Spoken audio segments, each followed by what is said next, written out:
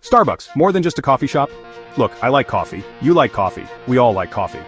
But at what cost? Starbucks, the ubiquitous green siren of caffeine, has us firmly in its grip. It's not just a coffee shop, it's a lifestyle. You know the type. They're sporting yoga pants at 7 a.m., ordering a venti iced caramel macchiato with oat milk and extra whip. What even is that? Is it coffee? Is it a milkshake? Who knows? But it sure sounds fancy. And expensive. Seriously folks, a basic cup of joe at Starbucks can cost you a small fortune. I once saw a guy mortgage his house just to afford a week's worth of pumpkin spice lattes. Okay, that might be a slight exaggeration, but you get the point. It's time we took a hard look at the hidden costs of our Starbucks addiction. Because behind that green logo and those cutesy cup sleeves lurks a truth we might not want to swallow. Think of it like finding out your favorite barista is secretly a supervillain. Except in this case, the villain is corporate greed and environmental destruction. Stay with me, folks. This is about to get real.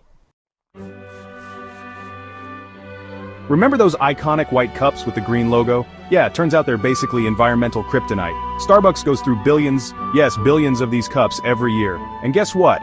Most of them don't get recycled. That means mountains of paper cups are piling up in landfills, releasing harmful greenhouse gases and generally wreaking havoc on our planet. Starbucks claims to be working on sustainable solutions. They've got reusable cups you can buy, at a markup naturally.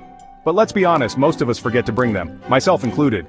And don't even get me started on the carbon footprint of shipping all those coffee beans across the globe. Look, I'm no environmental saint, but even I can see that our Starbucks obsession is taking a toll on Mother Earth.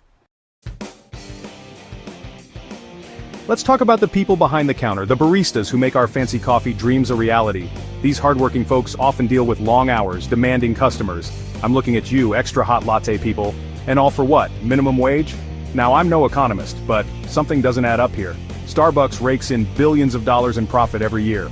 You'd think they could afford to pay their employees a living wage and offer decent benefits, but apparently that's not very profitable. Look, I get it. Running a business is tough.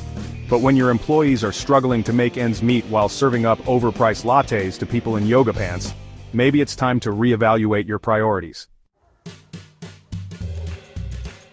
So what's the solution? Do we all need to swear off Starbucks forever and become hermits who only drink water collected from the tears of ethically sourced bamboo?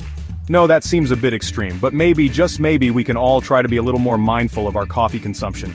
Here's a revolutionary idea. Make coffee at home. I know, groundbreaking. But seriously, a decent coffee maker and a bag of beans will cost you less than a week's worth of Starbucks runs. Plus, you can control the strength, the sweetness, and you won't have to interact with anyone before you've had your caffeine fix. Win-win. And hey, if you're really craving that Starbucks experience, you can always try making your own fancy coffee concoctions at home. Just Google DIY